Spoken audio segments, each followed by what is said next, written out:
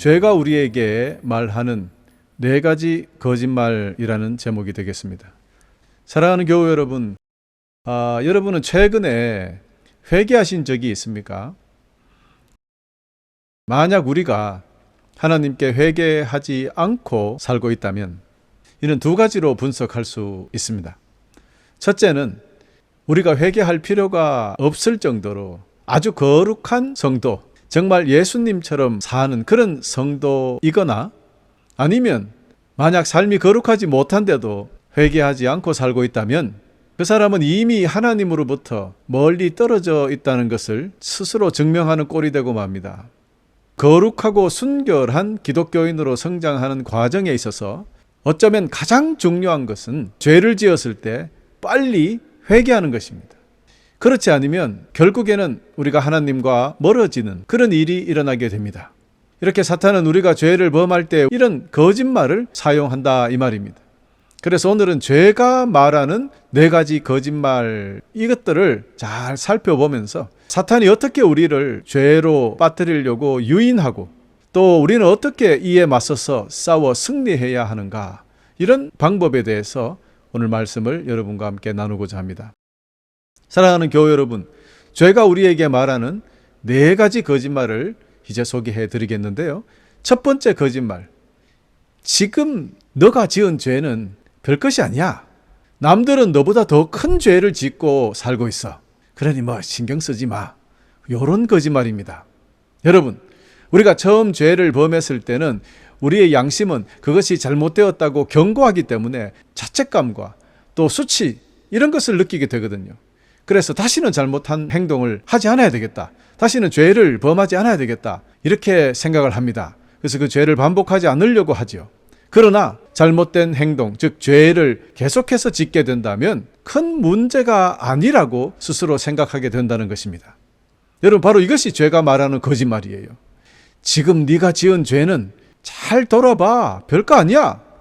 아니, 다른 사람들 보라고. 다른 사람들은 너보다 더 큰 죄를 짓고도 아무렇지도 않게 살고 있잖아. 그러니 네가 지은 죄 그거 아무것도 아니야.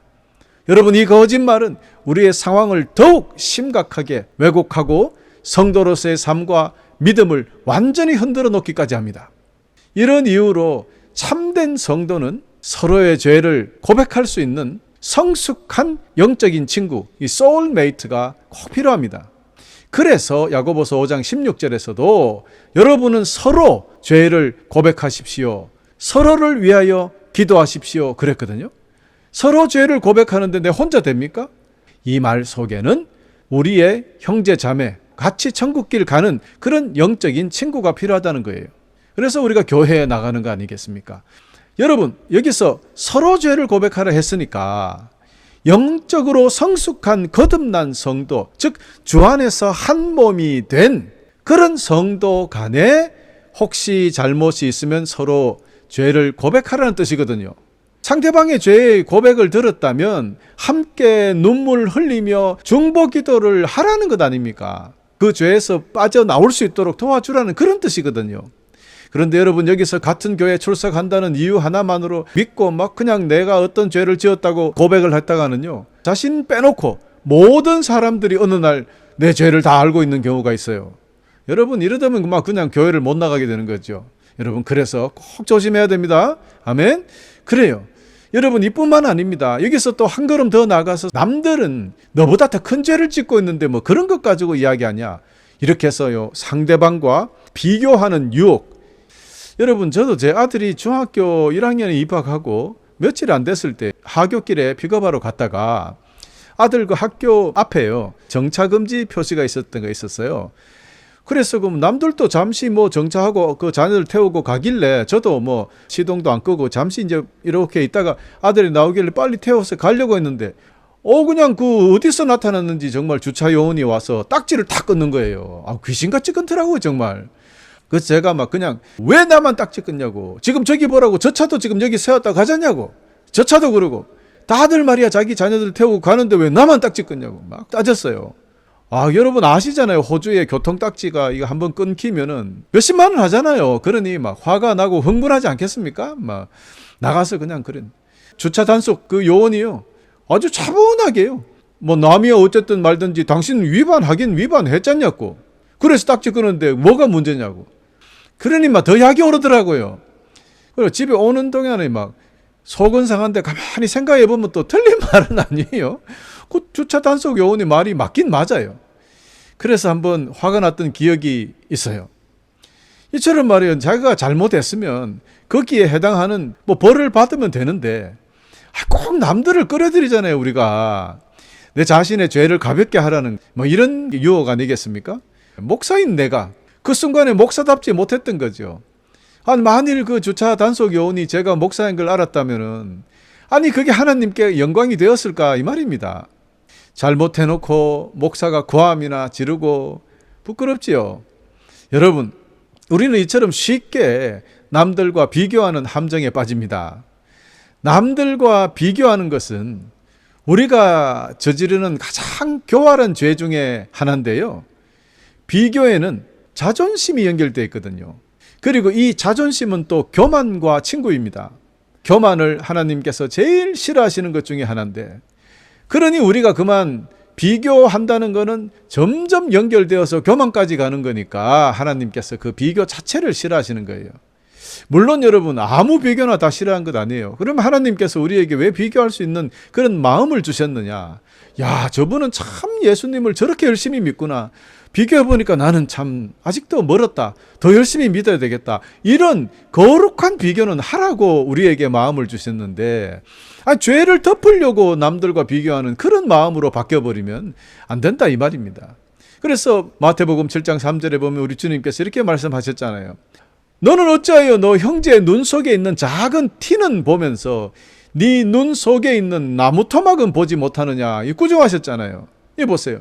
우리는 우리 죄와 다른 사람의 죄를 비교하여서 자신의 죄가 남들보다 나쁘지 않기 때문에 나는 저 사람보다 더 나은 사람이라고 생각하려고 하는 거예요.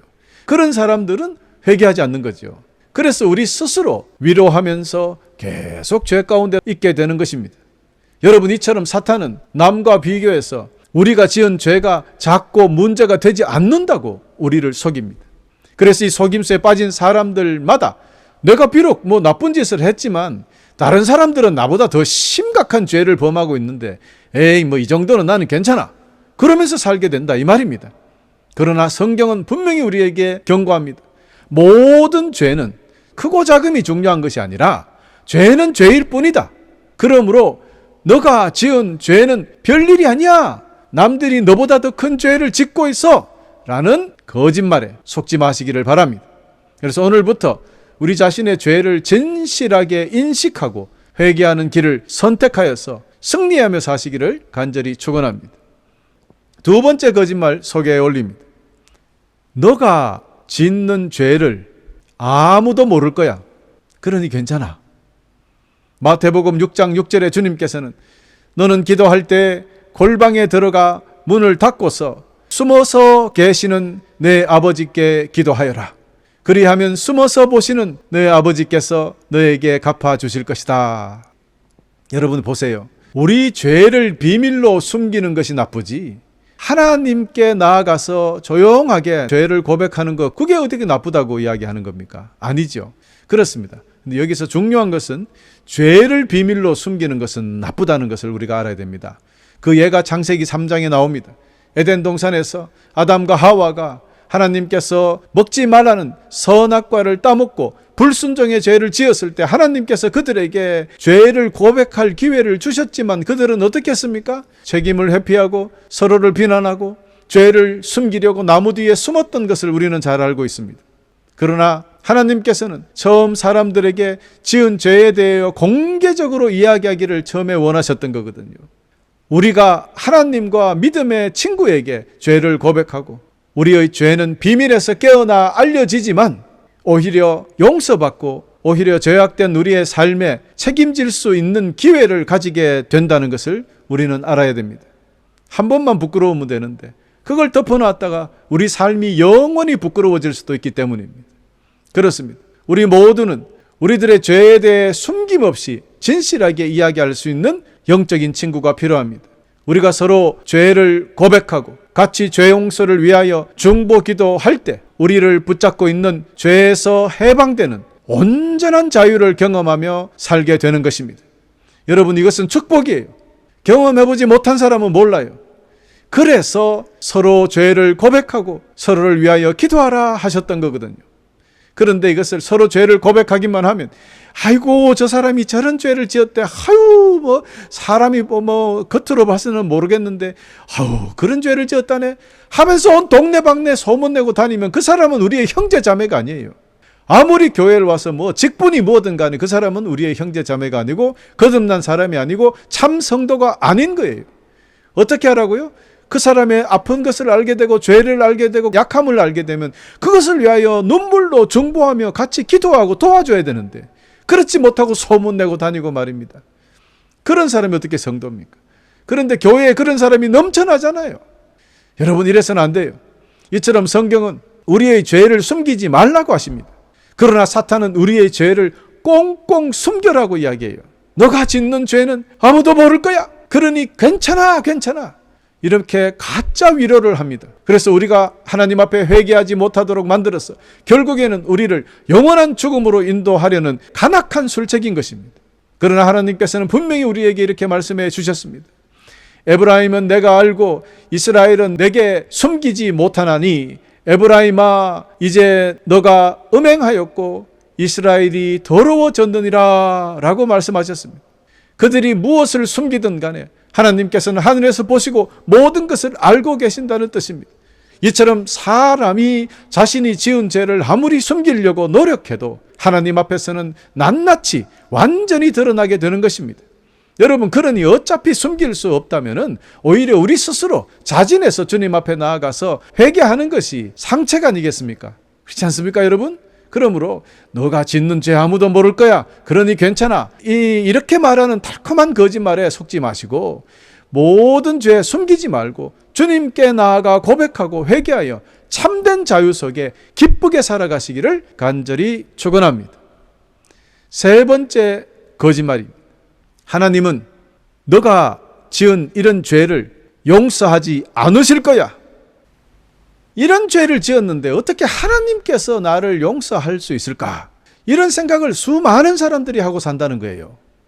물론 용서받지 못하는 죄가 있다고 누가복음 12장 10절에 보면 주님께서 인자에 대하여, 즉 예수 그리스도에 대해서 나쁘게 말하는 사람은 회개하면은, 이 말이죠, 회개하면은 용서받을 수도 있다. 그러나 성령을 모독하는 사람은 용서받지 못할 것이다 라고 하셨거든요. 그래서 우리는 이를 성령 회방죄 혹은 성령 모독죄라고 이야기합니다. 이것은 용서받지 못할 것이다 라고 이야기하셨습니다. 여러분, 그렇다고 해서 우리 예수님에 대해서 나쁘게 이야기하면 용서받을 수 있을 것 같습니까? 그러면 하나님에 대해서 나쁘게 이야기하면 용서받을 수 있어요? 하나님은 다르고 예수님은 다르고 성령님은 다릅니까? 같은 한 분이라면서요. 그래서 저는 감히 이렇게 해석합니다. 성령 모독죄이든 아니든 따지지 말라는 거예요. 이것은 성령 모독죄이니까 내가 회개한다 해도 용서 안 해주시겠네? 그러면 회개 안 하지. 이렇게 가면 안 돼요. 그러므로 만일 우리가 죄를 지었다면 그 어떤 죄든지 따지지 마세요. 죄는 죄니까 무조건 주님 앞에 나와 회개하고 용서를 구하라.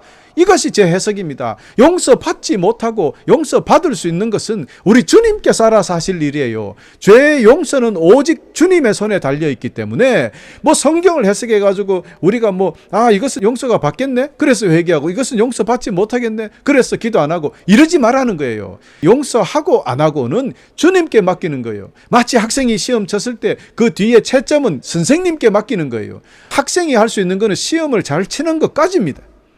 그래요. 우리가 어떤 죄를 지었든 주님 앞에 나와서 스스로 고백하고 용서를 구하면 됩니다. 받을 수 있다, 용서받을 수 없다의 판단은 하지 말라는 뜻입니다. 분명한 것은 십자가에서 흘려주셨던 우리 주 예수 그리스도의 보혈은 우리의 어떤 죄, 우리의 모든 죄를 용서할 수 있는 충분한 능력이 있다는 것을 우리는 알고 있습니다. 할렐루야. 그래요. 주님은 우리의 모든 죄를 용서하실 수 있으실 만큼 크고 넓은 마음과 놀라운 능력을 가지신 사랑의 아버지이시기 때문입니다. 그러므로 여러분, 우리가 진실로 회개하고 우리의 행동에 책임을 지면 하나님이 우리를 용서하실 것입니다. 사실 성경의 수많은 부분에서 이를 증거하고 있습니다. 그 가장 좋은 예가 바로 다윗 왕의 이야기입니다. 간음했지요, 불륜했지요, 거짓말했지요, 살인했지요. 아이고 여러분, 인간이 참 지을 수 있는 모든 죄 다 지은 거란 다름이 없잖아요. 그러나 하나님께서는 그를 가장 사랑하신다 그랬는데요. 왜 그렇습니까? 나단 선지자가 와서 경고를 하자 그는 그 길로 성전에 달려갑니다. 옷을 찢고 머리에 죄를 뿌리고 하나님의 용서가 있을 때까지 금식하며 성전에서 나오지 않았어요. 회개 기도했어요. 이런 마음이 있어야 돼요. 이런 행동이 있어야 돼요. 하나님께 완전히 회개함으로 그는 용서를 받았다는 이야기 우리 너무 잘 알고 있지 않습니까? 그러나 사람들은 그렇지 않아요. 회개하지 않아요. 왜? 내가 뭐 이런 죄 지었는데 하나님이 용서해 주시겠어? 이렇게 갑니다. 이게 바로 사탄의 유혹입니다. 이게 바로 사탄이 우리에게 하는 거짓말이에요. 이사야서 1장 18절이 말하기를 여호와께서 말씀하시니 오라 우리 서로 이야기해보자. 너의 죄가 심하게 얼룩졌을지라도 눈처럼 깨끗해질 것이며 너의 죄가 진홍색처럼 붉을지라도 양털처럼 희어질지어다 그랬어요. 여러분, 이 말이 무엇입니까? 우리 주님께서는 자비로우시고 우리의 죄를 용서하시려고 기다리고 계신다는 거예요. 우리가 믿음으로 우리의 죄를 하나님 앞에 털어놓고 철저히 회개만 하면 모든 것을 용서해 주실 완벽한 준비를 하고 계신다는 거예요. 마치 여러분 아버지의 돈을 가지고 재산을 가지고 멀리 집을 나가서 방탕한 생활을 하다가 돌아온 그 탕자 이야기 아시잖아요. 그 탕자가 집을 나갈 때부터 아버지는 집 앞에서 그가 돌아오기를 기다리고 계셨다는 그 모습, 그게 우리 아버지 하나님의 모습이잖아요. 그러므로 여러분 이 놀라운 하나님의 사랑과 은혜를 기억하시며 우리 설령 어떤 죄를 지었다 하더라도 제발 주님을 떠나지 마시고 오히려 더욱더 가까이 주님께 가까이 나아가서 철저히 회개하고 용서받아 날마다 기쁘게 승리하며 사시는 여러분 되시기를 거듭 축원합니다. 아멘. 그래요. 이처럼 아버지 하나님께서는 우리가 지은 어떤 죄라도 다 용서할 준비가 되신 분이신데 하나님은 너의 이런 죄를 용서하지 않아 라고 유혹하는 이 사탄의 거짓말, 이 악마의 저주를 결코 듣지 마시고 결코 믿지 마시기를 다시 한번 축원합니다. 할렐루야. 자, 이제 마지막으로 네 번째, 우리에게 죄가 하는 거짓말이 있습니다. 너는 이 죄를 멈출 수 없어. 여러분, 우리가 죄에 빠져 같은 죄악된 행동을 반복하며 반복할 때 우리의 양심은 점점 무뎌져서 스스로 이를 이겨낼 생각을 내려놓고 맙니다. 그 결과 죄에서 해방되지 못하고 점점 더 어려워지고 마는 파멸의 길로 가게 되는 것입니다. 제가 아는 어떤 사람이 있었습니다. 그는 화가 난 일이거나 불안한 일이 있거나 그렇게 되면 그는 남의 물건을 집에 가지고 오는 버릇이 있었어요. 도적질이죠. 들키지 않고 가져올 때 짜릿하고 기분이 좋아지는 그런 느낌을 어릴 때부터 가졌다고 해요. 그래서 그 짜릿한 느낌이 자기가 화가 난 일, 불안한 마음을 싹 사라지게 하더라는 거죠. 그러니 뭐 화가 나기만 하고 좀 뭐 불안하거나 이런 일이 있으면 작은 거든 뭐 큰 거든 뭐 도둑질을 해오기 시작했던 거죠. 처음에는 조그마한 뭐 사소한 도둑질이 그만 습관이 되어서 멈추지 못하겠다고 이야기를 하더라고요. 여러분, 그 사람이 이미 오랜 기간 동안에 습관이 됐다는 거잖아요. 그래요. 이렇게 오랫동안 습관이 되어버리거나 이미 중독이 되어버린 것을 멈추는 것은 쉽지 않을 거예요. 중독이니까, 그죠? 예. 그래서 중독을 끊으려고 뭐 병원에 강제로 입원도 하고 하잖아요. 근데 얼마나 이게 어렵겠습니까? 누군가 도와줘야 되는데 우리가 죄에 빠져서 죄에 중독되어서 이렇게 살고 있다면 어떻게 해서 벗어날 수 있을까요? 여러분, 우리에게는 아주 좋은 전문가가 있습니다. 그 죄를 끊게 해주실 전문가가 있어요. 그래요. 여러분, 첫 번째는 우리를 지으신 창조주 하나님 아버지입니다. 그리고 주님 안에서 성령으로 하나 된 형제 자매, 우리 거룩한 성도님들이 우리 옆에 있기 때문에 우리를 또 직접적으로 도와서 우리는 그 죄에서 빠져나올 수 있게 되는 것이에요. 여러분, 그래요. 그래서 거듭 말씀드리지만 야고보서 5장 16절에 여러분은 서로 죄를 고백하고 서로를 위하여 기도하십시오 하신 말씀, 다시 한번 그 뜻을 기억해 보십시오. 먼저 우리의 죄를 솔직하게 고백하고 하나님 아버지께 용서를 구하는 회개의 기도 함께 드리는 거예요. 그러면 주님은 죽은 자도 살리신 분인데 어찌 우리의 그 행동 하나를 고치지 못하시겠습니까? 주님은 모든 것을 하실 수 있는 분이십니다. 그래서 우리가 힘들고 어렵고 참 우리 스스로 우리의 힘으로는 할 수 없는 그런 곤란한 상황, 환난의 상황에 빠졌을 때 주님께서는 환난 날에 나를 부르라, 내가 너를 건지리니 너가 나를 영화롭게 하리로다 분명히 말씀해 주셨습니다. 그래요. 힘든 일이 있으면 주님을 부르는 거예요. 주님께 달려가는 거예요. 주님을 부르라. 어떻게 부릅니까? 기도하라는 거죠. 여러분, 나쁜 중독, 습관, 우리의 힘만으로 고칠 수 없는 것 분명히 그렇습니다. 그러나 우리가 주님의 이름을 부르며 우리가 주님의 능력에 의지할 때 모든 더러운 죄에서 빠져나와 진정한 자유와 기쁨을 맛보며 하나님의 자녀로 승리하며 살아가게 된다는 것을 꼭 기억하시기를 간절히 축원합니다.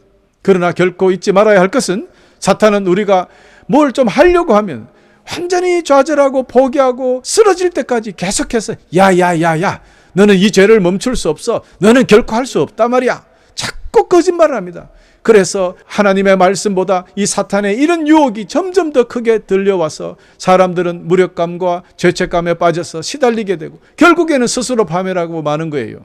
여러분, 이 사탄이 이렇게 유혹할 때마다, 죄가 이렇게 유혹할 때마다 여러분 이제는 모든 것을 아셨으니 미가서 7장 7절에서 8절의 말씀으로 사탄에게, 그 거짓에게 선포하십시오. 나는 여호와의 도우심을 바라며 하나님께서 나를 구해 주시기를 기다린다. 하나님께서 내 기도를 들어주실 것이다. 원수야, 나를 비웃지 마라.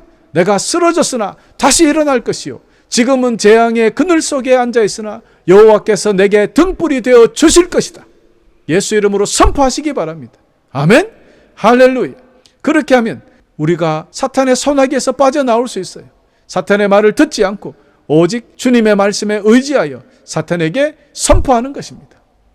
미가서 7장 7절에서 8절 여러분 꼭 기억하시다가 선포하시기를 간절히 축원합니다. 그러므로 여러분 이제부터 우리 모두는 너가 지은 죄, 그 죄는 별것이 아니야. 남들은 너보다 더 큰 죄를 짓고 있어. 이 첫 번째 거짓말 듣지 마시기 바랍니다. 너가 짓는 그 죄는 아무도 모를 거야. 그러니 괜찮아. 이 두 번째, 죄악이 우리에게 하는 거짓말, 사탄이 우리에게 하는 거짓말, 이것도 듣지 마시기를 바랍니다.